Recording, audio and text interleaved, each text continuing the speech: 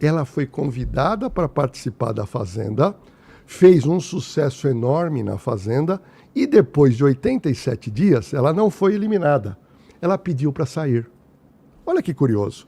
Então vamos dizer que o boom na vida dela, em matéria de mídia, foi na Fazenda e de lá ela sai uma influencer com grande força. Mas olha a curiosidade que eu queria trazer para você, porque eu tive acesso a algumas peças desse inquérito que mostram o desenrolar dessa história. E eu queria aqui mostrar que ela não foi perseguida. Aconteceu o seguinte: o problema dela, Vilela, é grave porque ela está envolvida numa denúncia onde tem o Marcola, que é o líder do PCC, o Marcolinha, que é o irmão, mais 4 parentes do Marcola, 3 parentes, um operador e ela. Ou seja, é uma denúncia pesada. Mas a curiosidade disso tudo é como começa essa investigação. Então vamos lá. Em fevereiro de 2019, o Marcola, ele estava no presídio de Presidente Prudente, juntamente com o irmão preso e toda uma galera, que eram 20 chefes do PCC, quando o Dr. Lincoln Gaquia, preocupado com a comunicação deles dentro do presídio e fora, ele consegue, através de uma petição, e o juiz criminal aceitou, o quê? Naquela data, em fevereiro de 2019, na calada do dia, quando estava começando o dia, todos foram transferidos. Todos foram transferidos. Foi uma operação que a Polícia Civil fez com total sigilo e eles foram para presídios federais, onde eles estão praticamente incomunicáveis. Naquele momento, perde-se o comando do PCC. E o que faz o PCC? Eles nomeiam 2 pessoas para assumir o lugar do Marcola, do Marcolinha e dos outros 20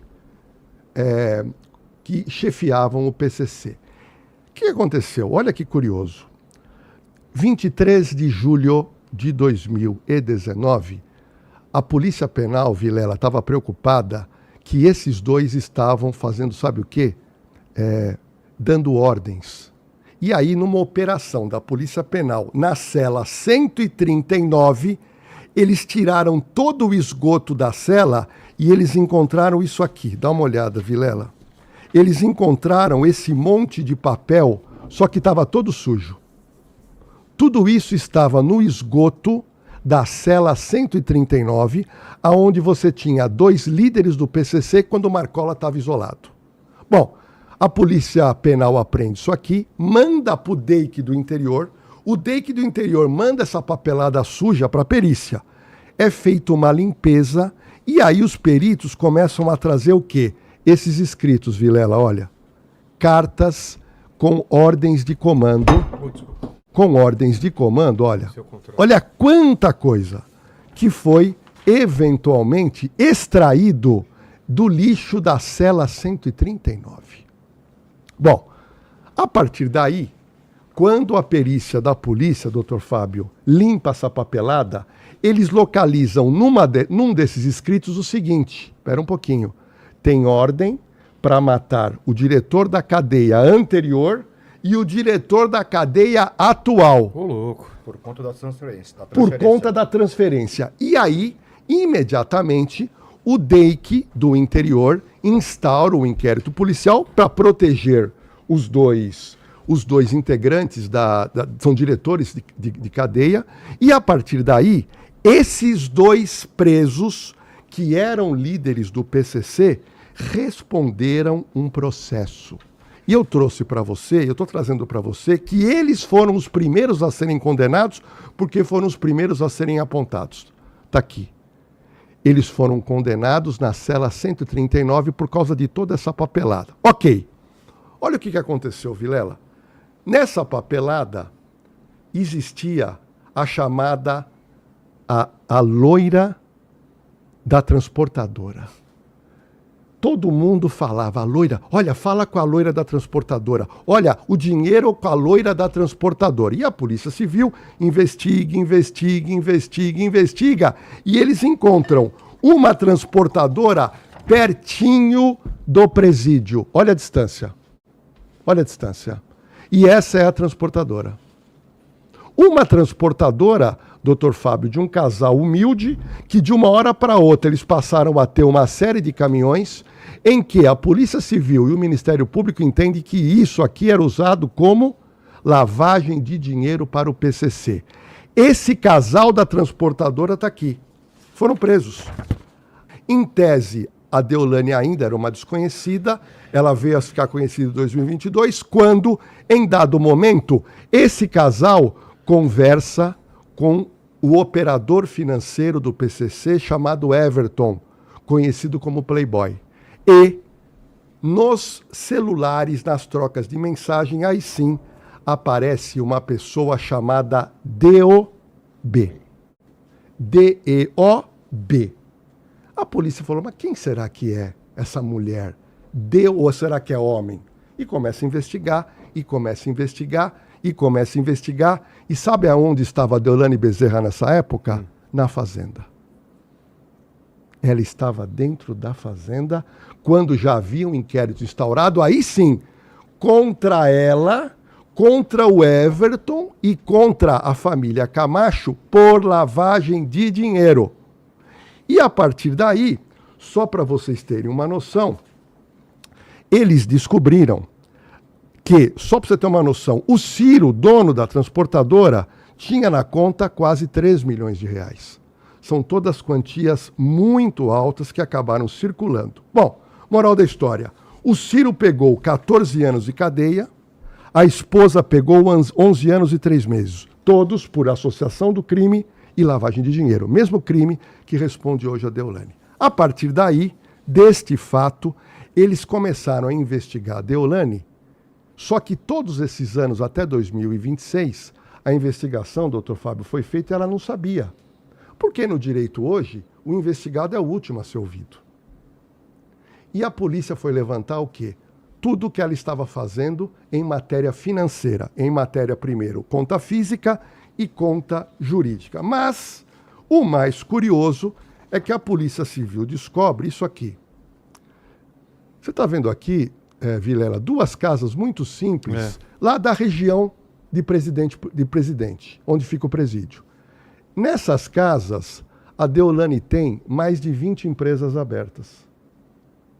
Ou seja, são casas simples, onde tem moradores simples. Nessa casa, por exemplo, é um casal que mora e nunca ouviu falar de Deolane. Ou seja, nas casas não existe atividade comercial, mas tem empresa aberta nessas residências. E a partir daí, a polícia descobre que essas casas estavam em nome de quem? Essas empresas em nome da Deolane. Várias empresas no mesmo endereço. Olha que curioso. Mesmo endereço, dá uma olhada, Vilela. Um monte de empresa. E isso a polícia falou, espera um pouquinho. A Deolane, que é uma influencer, saiu da fazenda. Ok. A partir daí, eles localizam um contador dela, que também é o contador de pessoas que têm envolvimento com o PCC, que é esse cidadão aqui, que também está respondendo um processo parecido.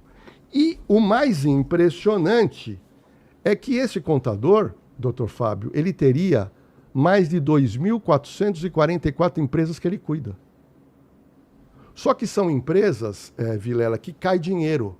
Muito dos dinheiros que são depositados são dinheiros em espécie, numa quantia que não precisa ter identificação.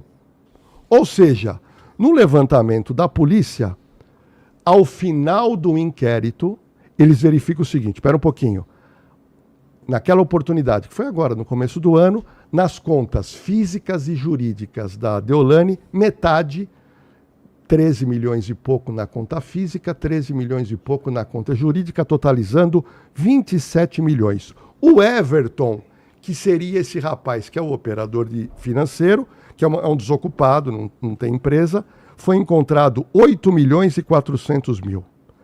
Na família Camacho, que está envolvida, no sobrinho, mais quase 9 milhões, a outra sobrinha, mais 7 milhões, na conta de Marcos William Herbas Camacho, 6 milhões 918, isso quem diz é o Ministério Público, e o irmão, o Marcolinha, mais 6 milhões 918. A partir daí, e aí eu queria saber a opinião do doutor Fábio, que é o seguinte: o delegado de polícia entende que, ao final do inquérito policial, ele precisava de duas coisas: mandado de busca e apreensão na casa dela e mandado de prisão, porque ele entende que ela solta continuaria lavando dinheiro. Foi aí que todo mundo viu pela televisão, a polícia foi, prendeu ela, ela não sabia o que estava acontecendo num primeiro momento, ela não tinha noção desse inquérito policial, e a partir daí o Dr. Lincoln Gakia aceita a denúncia, denuncia e o promotor recebe a denúncia. Então a gravidade dos fatos é essa que eu estou colocando, e ela vai ter que provar agora esse dinheiro que entrou na conta física e jurídica, se é ou não lavagem de dinheiro do PCC. A polícia diz que sim, o Ministério Público diz que sim. Eu entendo o seguinte, em relação à quantidade de provas é inegável. E eu falo assim, falo com propriedade porque conheço o advogado hoje que atua em defesa da Deolane. Vai ter um seríssimo trabalho, vai ter um trabalho árduo para desmontar uma investigação desse nível. Eu quero bater num ponto muito importante aqui. Falava com o Dr. Ordelho em outras oportunidades, eu vejo a prisão ilegal.